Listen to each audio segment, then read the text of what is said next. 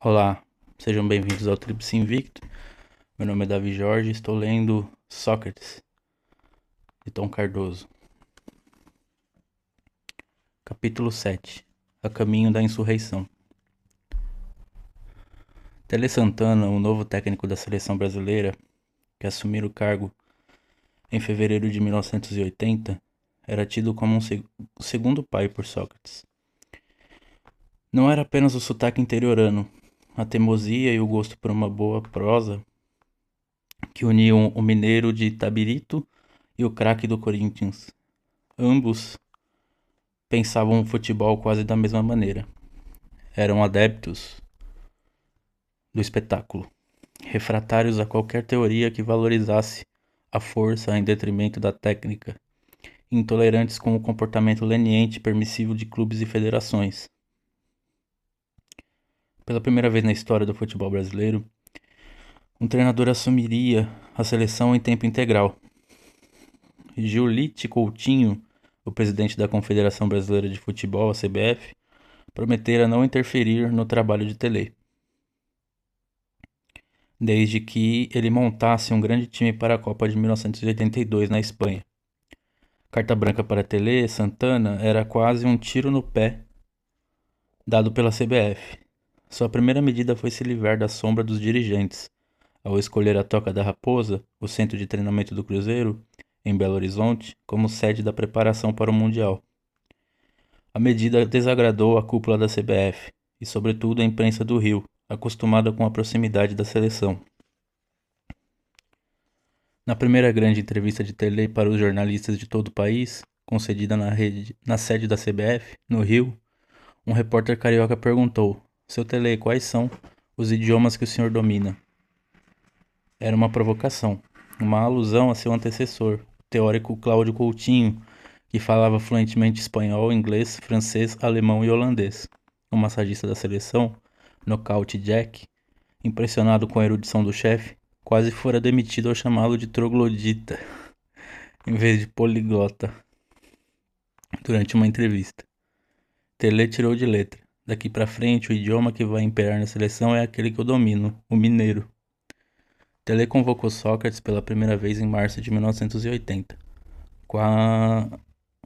Quase fora demitido ao chamá... Peraí.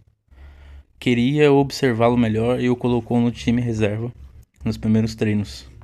Imaginava-o jogando mais atrás, no meio de campo, e não muito avançado, como ele atuara algumas vezes no Corinthians. Queria aproveitar suas maiores virtudes, a visão de jogo, a imprevisibilidade dos passes e lançamentos e a precisão nas finalizações. Mas o que impressionara de fato Tele era a liderança quase silenciosa que Sócrates exercia sobre os outros atletas. O jogador dispensava todos os clichês do gênero. Não esperneava em campo, não gritava e raramente gesticulava. Tele escolheu Sócrates como seu capitão antes mesmo de elegê-lo titular. Quando Sócrates voltou ao Corinthians, em abril de 1980, depois de uma temporada servindo a seleção, o time já cumpria uma das piores campanhas de sua história em campeonatos brasileiros, sem qualquer chance de passar a terceira fase da competição. A imprensa quis logo saber por que Sócrates estava tão feliz na seleção, enquanto no Corinthians, apesar das boas partidas, parecia pouco à vontade em campo. Sócrates não era de fazer média. Na seleção você parece atingir sua plenitude e se transforma num líder. Aqui no Corinthians não se sente isso. Aqui tem um contato mínimo com muitos jogadores. Na seleção é diferente. Lá tenho muitos amigos, pois o relacionamento é mais estreito. A partir daí você pode questionar, expor os pontos de vista. Matéria da Placar de 31 de dezembro de 1982. Ao contrário do que imaginava Mateus, Sócrates não parou de causar problemas depois de ter o salário aumentado de 45 mil para 300 mil cruzeiros. A briga agora era outra. O jogador passou a exigir mais espaço para os atletas nas decisões do departamento de futebol, reivindicação que seria considerada ousada por qualquer dirigente na época, e que, para o centralizador Mateus, era quase uma ofensa pessoal. Se a abertura política lenta, gradual e segura, iniciada no mandato do general Ernesto Geisel, de 1974 a 1979, continuava em pleno curso no governo do também general João Figueiredo, 1979 e 1985, possibilitando, entre outras medidas, a extinção do ato institucional número 5, o mais opressivo dos decretos editados pelos militares, o presidente corintiano nem esperava em tornar a sua administração mais flexível. Mateus, que se recusava a dialogar com conselheiros da oposição e não permitia nem que dirigentes próximos interferissem nas decisões relacionadas ao departamento de futebol, considerava um assinte um atleta reivindicar direitos que, para ele, eram exclusivos do presidente do clube. Vicente Mateus tinha planos para enquadrar Sócrates, mas concentrou suas energias para as eleições presidenciais do Corinthians, marcadas para abril de 1981, em meio à disputa do Campeonato Brasileiro. No poder desde 1972, o mandatário havia driblado o estatuto por diversas vezes para se perpetuar no cargo. Dessa vez, pressionado pela oposição, comandada por Vadielu, não teria jeito. Ele estava impedido legalmente de disputar a reeleição. Na prática, fazia pouca diferença.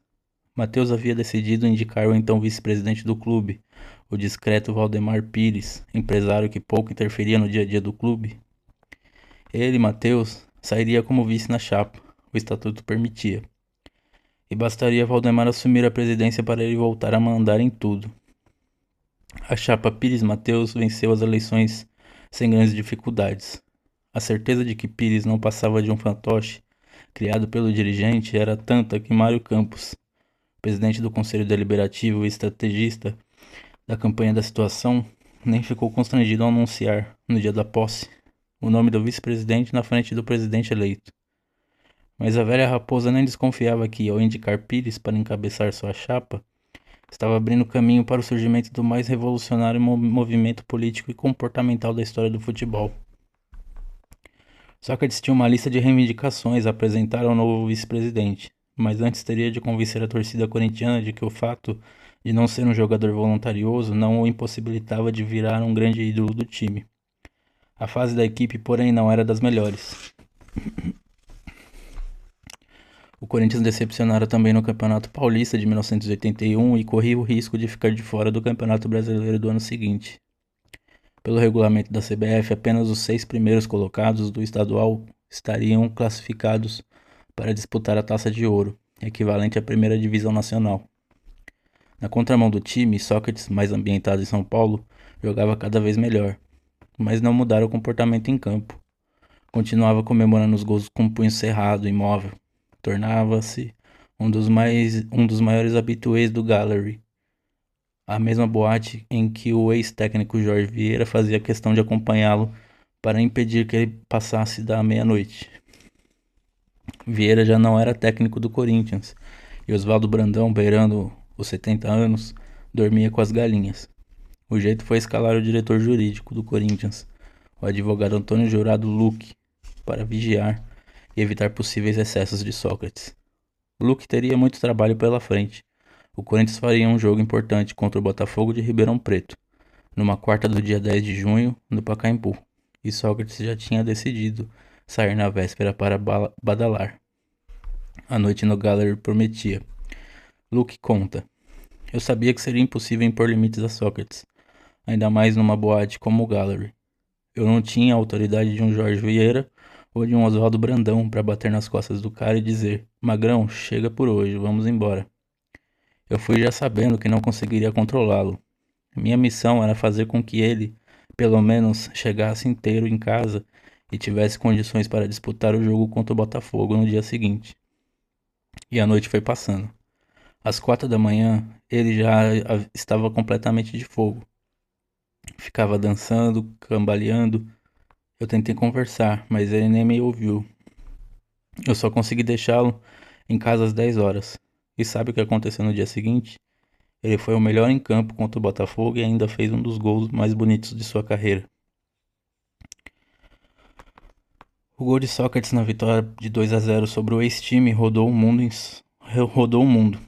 Insone, O meia deu um lençol no zagueiro do Botafogo e, antes que a bola tocasse no gramado, chutou de primeira, de canhota, no canto do goleiro.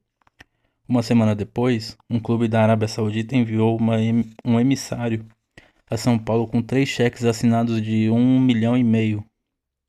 $1 em 1981 valia o equivalente a US$ 2,62 em 2014. Cerca de 135 milhões de cruzeiros, um para cada uma das 3 temporadas. Sócrates não quis saber de conversa. Não era o momento de abandonar o Corinthians nem a noite paulistana. O Corinthians precisava de Sócrates. O time alvinegro, mesmo com a boa fase de seu principal jogador, despencava no Campeonato Paulista. A pedido de Oswaldo Brandão, Matheus, contrariando a vontade do grupo, afastara 4 jogadores: Amaral, Geraldão, Djalma e Vaguinho, mas não evitou novas humilhações. No dia 15 de julho de 1981, o modesto Juventus chegou a abrir 3-0 contra o Corinthians em pleno Pacaembu. Nenhum empate em cima da hora livrou o time das vaias da torcida e Brandão da demissão. Matheus chamou de volta Julinho, o ex-preparador de goleiros, e pediu para ele segurar o tranco enquanto o novo treinador não assumia. Um mês depois do empate contra o Juventus, o Corinthians também no Pacaembu empatou em 1-1 com o frágil São Bento de Sorocaba. Sócrates sentiu uma contusão durante a partida e, ao sentar do lado de fora do gramado para ser atendido pelos médicos, dezenas de torcedores desceram até o alambrado para xingá-lo de mercenário. De novo, Sócrates pensou em desistir do futebol. Já estava virando rotina. A torcida estava lá em cima do alambrado e começou a me gritar ofensas, dizendo que eu devia empenhar-me mais. Eu estava particularmente sensível naquela noite. Eu passei um dos momentos mais amargos da minha vida profissional. Eu tenho consciência de que o que me marcou fundo foi o desprezo, quase de rancor, que caía sobre mim. Quando eu cheguei em casa, estava seriamente decidido a desistir de tudo, e essa foi uma das raras vezes em que esse sentimento não esteve ligado ao conflito, à não opção pela medicina. Não disse uma palavra, mas a Regina, minha mulher, entendeu tudo. Foi graças a ela que, no dia seguinte, tudo me pareceu apenas um sonho mau que já pertencia ao passado. Matéria da Placar de 17 de julho de 1981. No auge da crise, depois de um empate com o Marília em 1-1 e uma derrota para o São José por 2-1, Sócrates ficou de fora do jogo contra a Ferroviária. Parte da imprensa acusou o jogador de simular uma contusão para não enfrentar o time de Araraquara. Preocupado com a conturbada relação da estrela do clube com a torcida e com a crescente improdutividade do Corinthians, que àquela altura corria sérios riscos de ficar fora do grupo dos 6 primeiros colocados, obrigando o time a disputar a Taça de Prata no ano seguinte, Waldemar Pires resolveu, pela primeira vez desde que assumira a presidência, tomar uma decisão que desagradava diretamente a Vicente Matheus: a nomeação de João Mendonça Falcão para dirigir o futebol. Mendonça Falcão entrara para a história da Federação Paulista de Futebol, a FPF, da qual fora presidente pela notória deselegância com que comandara a entidade. Truculento, ex-motorneiro de bondes da CMTC, Companhia Municipal de Transportes Coletivos, costumava resolver no braço os problemas internos da federação. Sua falta de conhecimento geográfico fazia a alegria dos adversários e a tristeza dos aliados. Durante uma excursão da seleção brasileira à Europa, Mendonça Falcão deixara o chefe da delegação, Paulo Machado de Carvalho, de cabelo em pé, ao afirmar que o Brasil tinha perdido para os belgicanos e para a Holanda, mas que ganharia fácil dos hungarianos. Waldemar Pires imaginava que o pulso firme de Mendonça Falcão, aliado à sua reconhecida experiência no mundo do futebol, livraria o Corinthians de disputar a Taça de Prata em 1982. Mas o que o time mais precisava no momento não era de um cão de guarda, mas de um homem avesso ao diálogo como o ex-presidente da FPF. Não era de um cão de guarda, de um homem avesso ao diálogo como o ex-presidente da FPF. Matheus não via com bons olhos a chegada de Mendonça Falcão, que havia apoiado a chapa de oposição durante as eleições e que, durante o longo mandato na FPF, batera de frente várias vezes com o dirigente corintiano. Despachá-lo, imaginava o vice-presidente, seria moleza. O que o preocupava era a surpreendente insubordinação de Valdemar Pires. O presidente do clube acordara, instigado sobretudo por parte da imprensa esportiva e por antigos cardeais do Corinthians, que não entendiam como ele podia ser tão benevolente com os desmandos de Vicente Mateus. Um repórter de A Gazeta Esportiva chegou a chamá-lo de laranja. O próprio Mateus, ao exigir a vaga de estacionamento reservada ao presidente e ao sentar, sem a menor cerimônia na cabeceira da mesa durante as reuniões do conselho, obrigou Pires a abandonar a postura indulgente e partir para o confronto. No elenco, o clima também era de insurreição. 2 importantes jogadores estavam prestes a abandonar o futebol para retomar os estudos acadêmicos. O primeiro, não chegava a ser uma novidade, era Sócrates, vaiado em diversos jogos, quase agredido pelos torcedores em pelo menos 2 ocasiões. Sócrates dizia aos amigos que só a seleção, o bom entrosamento com Tele Santana e o sonho de disputar a Copa do Mundo da Espanha em 1982 o mantinham no futebol e longe da medicina. Já o lateral esquerdo Vladimir estava mesmo disposto a jogar tudo para o alto para completar a faculdade de Educação Física e iniciar os estudos de Sociologia. No clube desde 1972, Vladimir foi, ao lado de Zé Maria, um dos grandes ídolos da torcida. De origem pobre, filho de um mestre de obras e de uma empregada doméstica, não enriquecera com o futebol. Em todas as longas renovações de contrato, sempre saíra da sala de Vicente Mateus com a sensação de que ganhava menos do que merecia. Nem o histórico título de 1977, em que fora peça fundamental no esquema tático de Oswaldo Brandão, tornara o dirigente menos sovina.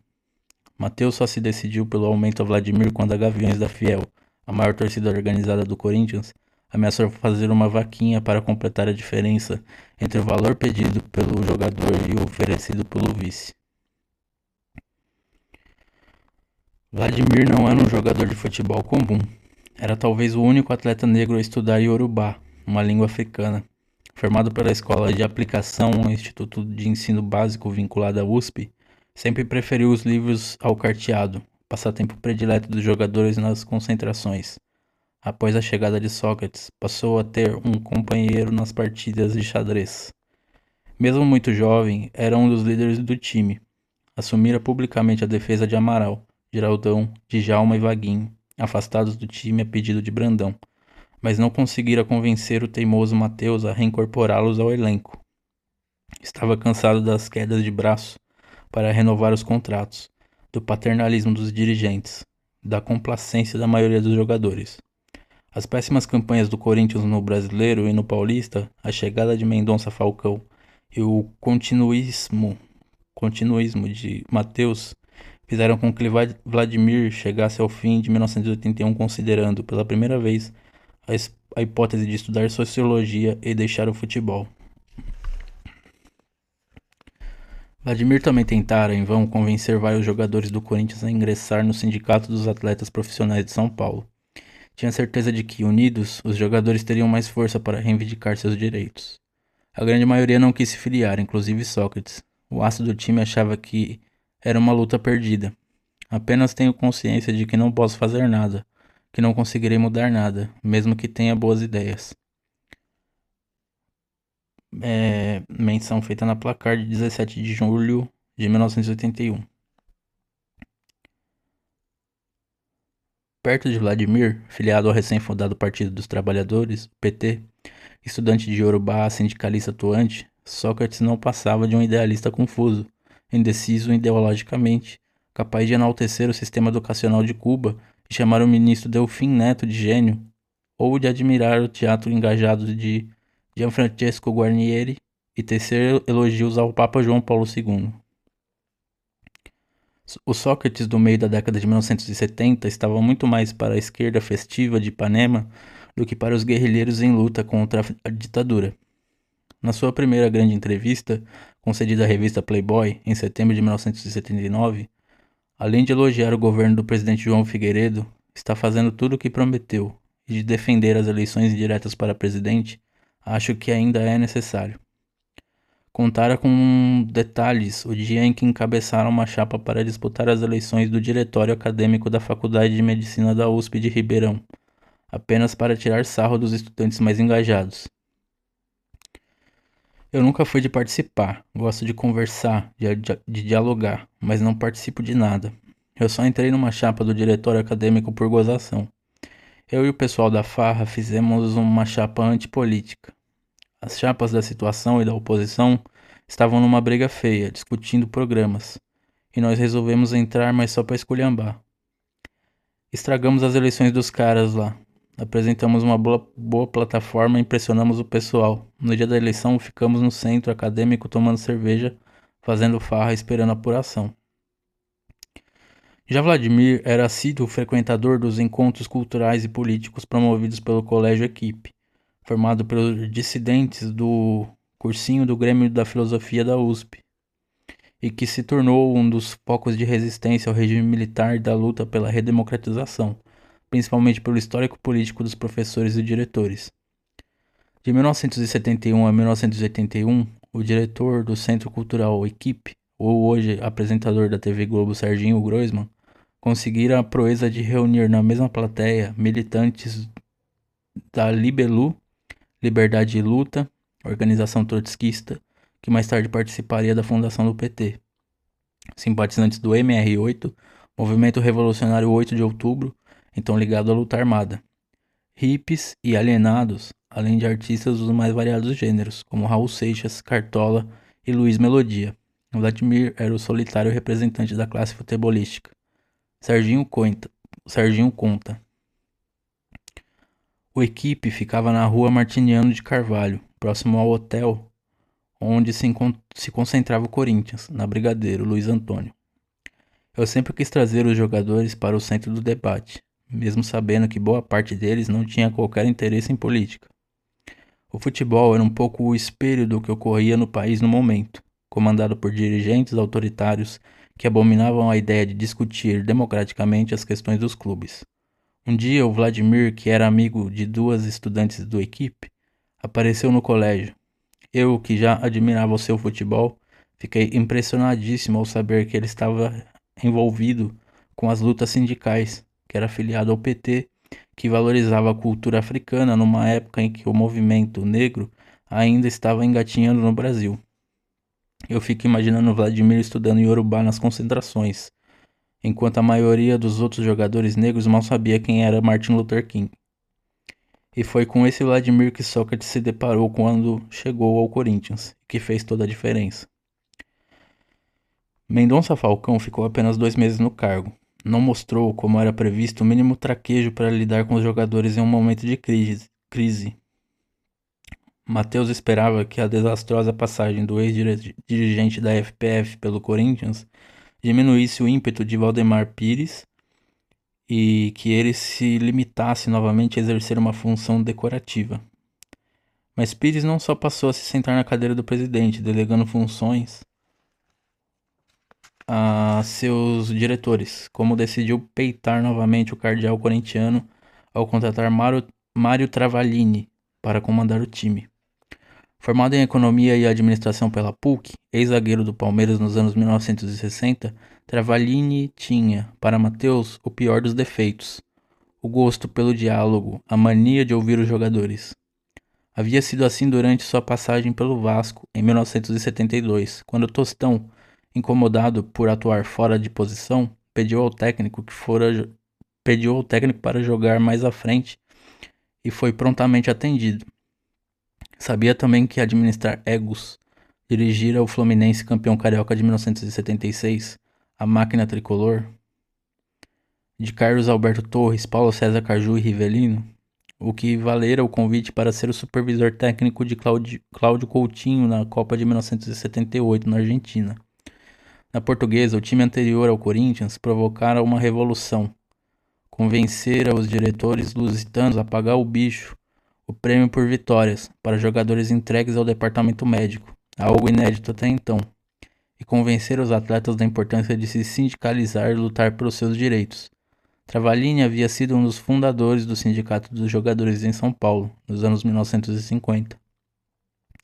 Assim que assumiu o Corinthians, no dia 27 de setembro de 1981, Travaglini convocou uma reunião de emergência com Zé Maria, Vladimir e Sócrates. Ouviu do trio que o time jogava errado taticamente, que Zenon deveria ser titular e Eduardo, o batedor de escanteio pela esquerda, não mais Birubiru. Que a equipe titular deveria ser definida logo e que os jogadores afastados por Brandão e Vicente Mateus reintegrados ao elenco. O novo técnico acatou de prontidão as reivindicações dos líderes do time e também deixou claro quais eram os seus métodos. Não seria babá dos jogadores e eles próprios fiscalizariam uns aos outros. Com Travaglini no comando, o Corinthians esboçou uma discreta reação no Campeonato Paulista. Não perdeu os últimos 5 jogos da competição, mas não conseguiu assegurar uma vaga na Taça de Ouro do ano seguinte, ao terminar na vexatória 8ª colocação. Pelo esdrúxulo regulamento da CBF, o time seria obrigado a disputar a Taça de Prata, equivalente à segunda divisão do Brasileiro de 1982, com chances de voltar à primeira no mesmo ano, desde que ficasse entre os 4 melhores na fase classificatória. Mas só o fato de o time ser obrigado a disputar um torneio ao lado de equipes como Colatina do Espírito Santo, Catuense da Bahia e Campinense da Paraíba bastou para enfurecer os torcedores alvinegros.